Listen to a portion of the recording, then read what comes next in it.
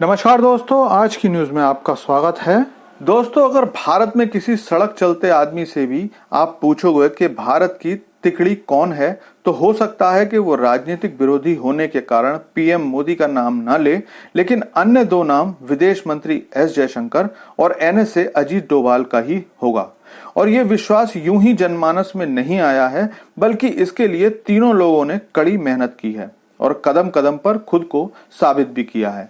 लेकिन आज अचानक मैं ये क्यों कह रहा हूं, तो उसकी वजह है, और वजह सुनने के बाद आप भी इन तीनों की हिम्मत और कड़ी मेहनत की तारीफ किए बिना नहीं रह पाएंगे।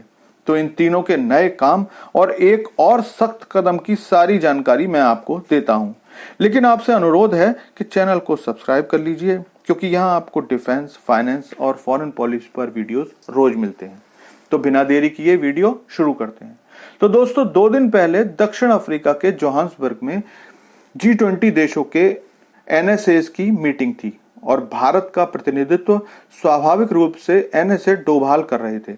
इस बैठक में चीन की तरफ से वांग ही आए थे। हालांकि वो चीन के एनएसए तो नहीं है, लेकिन फिर भी हर जगह चीन उन्हें ही भेजता है। खैर, जब वांग ही की मीटिंग एनएसए अजीत डोभाल के साथ हुई तो उन्होंने अपना दुखड़ा रोया और कहा कि भारत को इन्वेस्टमेंट के लिए चीन को नहीं रोकना चाहिए। और ठीक है, हमारे बीच सीमा संबंधी कुछ मुद्दे हैं, लेकिन उनको हम सुलझा लेंगे। उससे अलग दोनों देशों को व्यापार के लिए आगे बढ़ना चाहिए। अब ये उन्होंने क्यों कहा?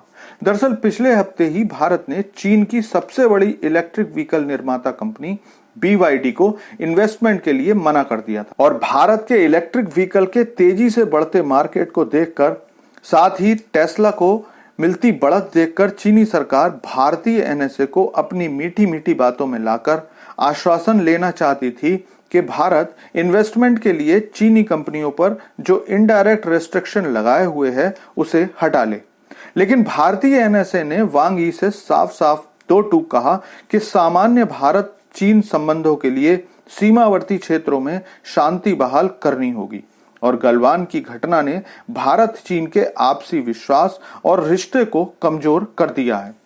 डोभाल ने साफ कहा कि पहले सीमावर्ती इलाकों में शांति बहाली करो, उसके बाद व्यापार की बात होगी, क्योंकि ये तो सामान्य जीवन में भी नहीं हो सकता कि कोई आपसे लड़ता रहे और आप उससे लड़ते भी रहो और पैसे का लेन देन भी करते रहो।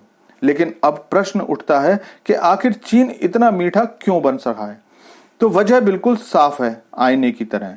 दरअसल चीन की आर्थिक स्थिति पिछले 3 दशकों के सबसे बुरे दौर से गुजर रही है। IMF द्वारा चीन की GDP ग्रोथ को फिर से रिवाइज किया गया है। उसके अलावा चीन में बेरोजगारी अपने चरम पर पहुंच गई है। खुद चीन के विशेषज्ञों द्वारा इसे जून 2023 में 21.3% बताया गया है, जबकि अगर भारत से इसका मुकाबला करें तो भारत में ये 6 और 7% के बीच रहती है। इसके अलावा फिलहाल एक्सपोर्ट इंपोर्ट सभी चीन के गिरते जा रहे हैं। ऐसे में चीनी अर्थव्यवस्था लगातार नीचे जाता देख चीनी प्रतिनिधि वांग ही भारतीय एनएसए के सामने विनती कर रहे थे।